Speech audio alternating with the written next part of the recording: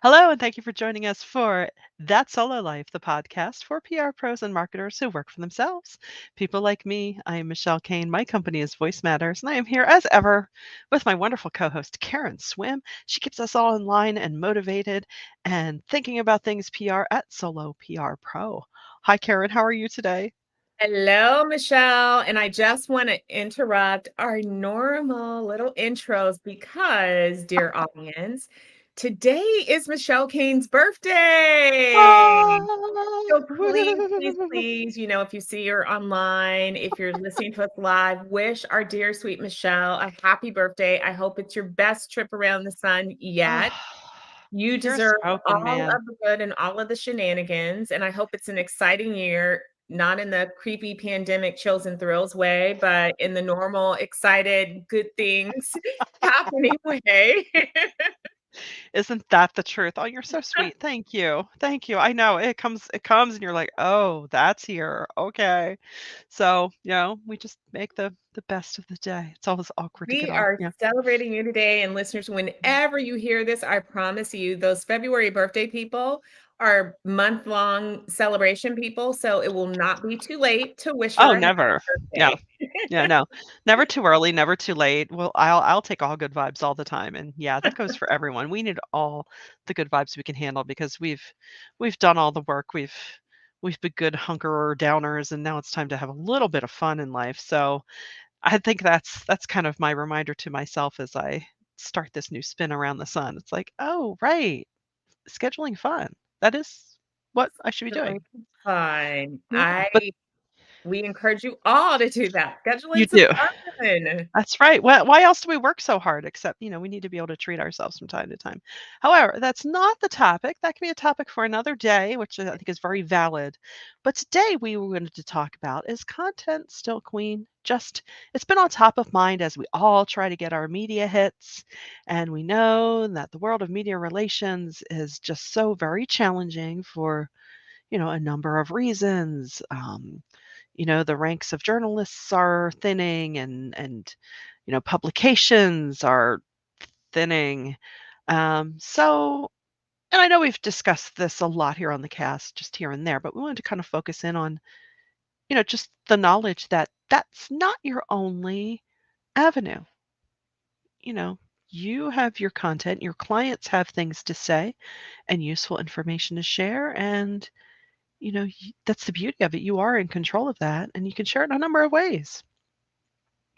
Yeah, it's really unfortunate that I feel like media relations has, or I should say earned media, to Mhm. be Yeah. super specific, has become a crutch for the Mm, PR industry. And, it's the sexy part of PR to some degree. sure. You get a client placed in Fast Company or Fortune or Wall Street Journal, and the client is, enamored and they love it Right. because it gives them visibility, and it makes them feel like it adds to their credibility as a company or as a thought leader. And we feel really good about those hits too, particularly because we know how much work it takes to earn them. Mhm. However, for we know that our profession is more than earned media. And for several years, so this is not new. For several years, we've known that the landscape of journalism is shifting, yet we continue to hit the gas for earned media, sometimes to the exclusion of other things. And Mhm. and and I get it. Michelle and I both get it. We Oh, yeah. understand what it's like when you're up against clients, and that's all they want. No matter how much you try to redirect their focus, that's all they want. But as a group, we must go back to our core and to the value that we really bring to organizations. And we have got to start standing our ground by educating our clients and showing them many of the other opportunities that are missing. Yeah. And content, your own content. I mean, Mhm. it in a way, and I have these conversations more and more and more where for some clients you're kind of inching them towards that way, but you're smart, you're producing a lot of things. Yeah. Your Yeah. own freaking content creator, have people coming to you wanting to appear on your platforms rather than always going out and relying on somebody else to publish you. And I'm going to say Right. something, and you guys don't throw tomatoes at me, but to be honest with you, in certain sectors of journalism, because of the sheer volume of requests that they receive for certain things, the stories have become super formulaic and stale. Mm, And I'm not bashing journalists. Please, don't take that away from this conversation. This is my personal opinion. Even as a reader, I'm like, okay, now they're all kind of starting to sound the same. And I get it. Like if you mm, have 1 million of the same kind of stories to cover, it's really hard after some point to differentiate those stories. So why do we want to be in that spin cycle? And right. are people really reading them when you can just scan through and it's 4 ways to do this, 4 ways to do that, 4 ways to do Mhm. that? This here's how this person made $100,000 doing this. Here's how this person made $100,000 doing this. It can start to sound all the same, and you're like, So, yeah, it's what I like to call when I break it down with clients, of pitching anything, we need to nail the "so what" factor, because it's like, "So what?" You're and that's not to say that you will oftentimes have something to share that is similar Mhm. and valid, but at the same time, it's like, okay, that's also kind of when you can work on your expectations. Okay, we can try and get this word out at this level. It's not gonna have as much bang as do we have, someone whose life has been impacted by whatever it is, Yeah, and that makes it a little interesting. What's the "so what?" Because that helps yeah, journalists, and, even getting back to the content, I mean, you own your knowledge, you own your expertise, and when you really back up and look at, well, what is your end desire is to get attention for your experience and your skill set. You want to either develop or grow a customer base. So how do you do that? Well, by sharing how competent you are and how reliable you are and how you do whatever it is you do with excellence, and maybe add some compassion and empathy and heart to really make people loyal to you no matter what it is. And when you control your own narrative and whether it's, and I don't want to say just one thing, you're blogging, social, all kinds of mediums. And, mhm, we've also talked about this. You don't have to reinvent the wheel. You can have one chunk of content and parse it out a whole bunch of different ways. And then, you're hitting your ideal audiences that way and directly too. Not saying earned is out of the picture. You should always, if it's yeah. appropriate, of course you try It for earned. I mean, It's why not? definitely, yeah, it's part of the picture, but I love what you said about ownership because I think that that's a point that we have to make to clients. If you're producing all of these things, even on behalf of earned media, you're producing bylines, you're producing these Right. quotes, all of that is content that you could be creating and using in a different way, not just earned media. And I Mhm. mean, we all know that this is beyond a blog post, but sometimes and here's that delicate balance that we have to walk as PR pros. We know that strategy as the heart of everything, and so I I know, and I can say this because I'm sometimes guilty of this too, is that under pressure you can slide away from the strategy. But when you really focus on that strategic plan, when you, as you're onboarding clients and you explain to them the process and explain to them why you work off of a plan, how important it is, how this plan allows you to not only be aligned with what their goals are as an organization, but it also provides the metrics that you need to track in order to track your success and hold yourself accountable to that and report on those things. The strategy is where you really start to sell this holistic plan that's Mhm. integrated and not just Right. leaning on that one lever. And the metrics are what are your proof point. That's how you show clients that what you said could happen could happen. And I think it's always important to remind clients of what audiences you're trying to reach with what channels. Right. Um, sometimes a story in the New York Times doesn't reach the audience that is going to open their checkbooks to you. Mhm. But sometimes that New York Times article may be for a different reason. So maybe that audience is investors, or maybe it's partners. And so you have to really be clear about what channels you're using to reach their audiences, and have them really be a part of that process and sign off on that, because that's what can keep things on track. Otherwise, they just grasp, because to them PR is, it's this newspaper hit. It's, Yeah. being over here, it's being on this podcast, it's being on this broadcast show. And Yeah. so we have to do that, and documenting that stuff and checking in on it and holding ourselves accountable is one way that we can do that. But there's so many amazing, wonderful things that we can do with content. How many of us have encouraged our clients to write a book?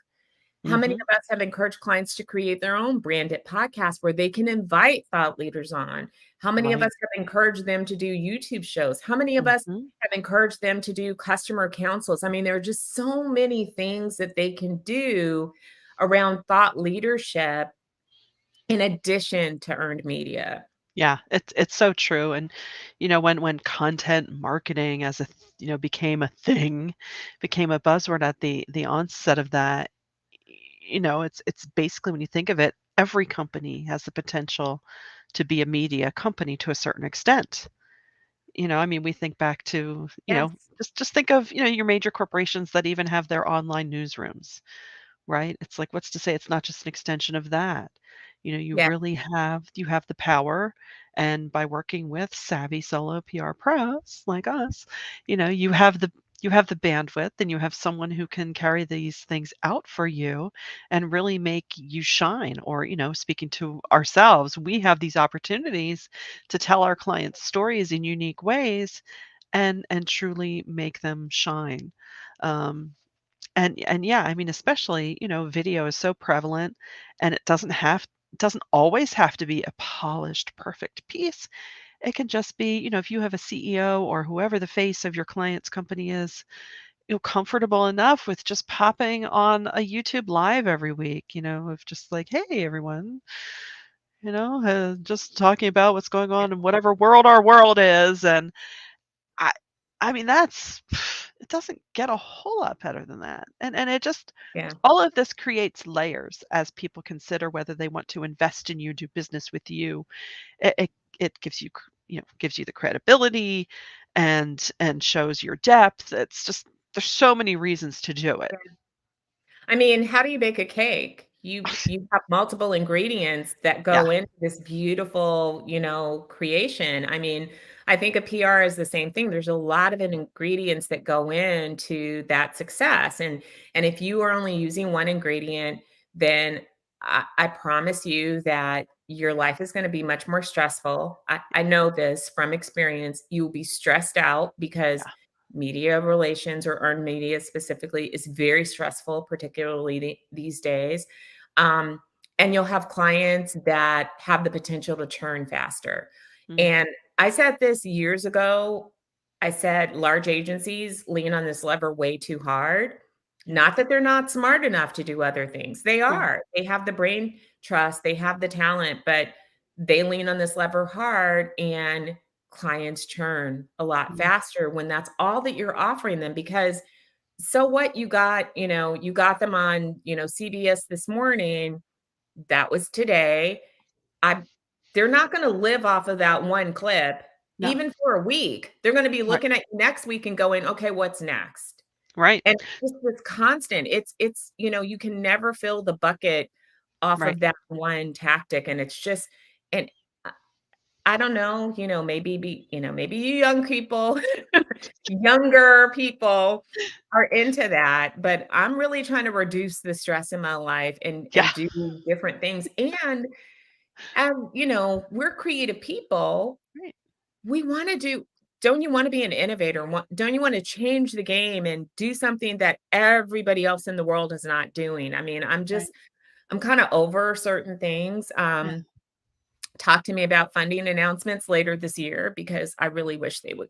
bite the dust, but that's a story for another day. Hey, I I I picked up a penny off the floor. I like doing that now. And, and even, if you do get the magic hit on a major morning show, again, okay, then what? Should you maybe not already have a nice collection of informational videos at the ready on your YouTube channel? So, because then if I'm sitting there in my morning cup of coffee and I see your segment and I'm intrigued, where do I go from there? Yeah, It's all the more reason to try and develop this content with your client. It's not merely just to fatten up your workload. It's purposeful because they'll see through it right away if you're just trying to fatten up your workload. But it has something that has purpose and that can really enrich that segment of what you're up to. I But agree.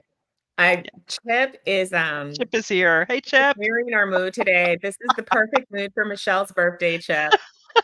We adore you so much. Oh my goodness. He's Yes. such unserious today, and, I think he knows us. We're kind of unserious every day, so even when we're serious, we're unserious, so That's right. We're dead serious about what we do, yeah. but never about ourselves. And I Which mean, so here's another thing that I would like to share in this short time that we have together. As you are thinking about, other ways that you can use content, you have to allow yourself time to think about that. So this is where it all goes back to my favorite topic of managing your time and haha. being super intentional about your calendar, because if you don't allow yourself that time to think, to brainstorm, Mm, you're going to just fall into the rut of doing the same old thing over and over and over and over and over again. And I mean, if you don't think that earned media is hard, check out some of the recent studies on. I think Michael Smart had something, and somebody else had something. You can Google it and find it. If we find the link, we'll drop it into the show notes. But there is less attention from mm, journalists these days. It's decreased. And that means that you have got to be at the top of your game. And even then, you're not going to strike gold with every single pitch that goes out. I mean, um, so why would you want to lean on something where you're fighting so hard to break through a very noisy environment? Yes, earned media is beautiful as a slice of the pie, but it shouldn't be everything that you right. offer. And so to think about other ways that you can add value, that does require you being able to sit with strategic plans, free from distractions. You need some time to, give yourself that opportunity to just be wildly creative. Mhm, Brainstorm, have your own brainstorming session. right. You can do that all on your own. You don't necessarily have to have a group of people, but it's fun to do with a group too. If you want to, reach out to some other solos and say, hey, do you want to have a brainstorming session around, this particular topic? But you Yeah. can do it on your own too. But make time for that regularly. This is not like a once a year type thing. It should really be a once a week type thing at the very least. Mhm, yeah. It's so true. It's so true, and I think the longer we're in this business, the more we realize how necessary it is. Because, I mean, sometimes I can catch myself boring myself. I'm like, "Ugh, am I really going about this thing?" Things you do annually, for people. I'm like, "Am I really doing this the same dead way?" I'm like, Yeah. I mean, the other day we had to submit something, for a random acts of kindness, and, yeah, I could have just sent photos, but I thought, "No, I'm gonna go into Canva, make a little video," I Yeah. it amplified the storytelling, and the nice byproduct was it amused me too. Yes. It's like, something that will because, if you scroll through Instagram lately, it's almost all video now, so static doesn't do, but, it just makes things exciting Yeah. for us. And it's so funny that you said that because I had a moment this week where I was like, "Ugh, I'm so bored." And I was, I was thinking, "My God, I think I need a sun lamp because it was gray, it was dreary, and the work was so boring." I mean, no offense to my clients, it has nothing to do with you, but I was so bored. I was literally almost falling asleep on something I was writing. I'm like, "This is so boring." February is a rough, rough month. It Okay. really is. Yeah, it For is. for all of those reasons where, in if you live in a region where you get seasons and, you're above the equator, it's like, "Oh, dear God, another gray day, Yeah. and it's still cold. I Yeah, can't," it's a and so, little yeah. hard to motivate Yeah, yourself in those days. It's like, I yeah, need sunshine. It could be yeah. cold, but I just need the sun to shine somewhere. Yeah, no, I agree. So, all kinds of factors that go Yeah, into making sure that you're helping your clients amplify their message and get the word out in all sorts of creative ways. So, we hope that this time with us has been valuable today. And if so, please do share this episode around. We would be really grateful for that. And until next time, thanks for joining us on That Solo Life.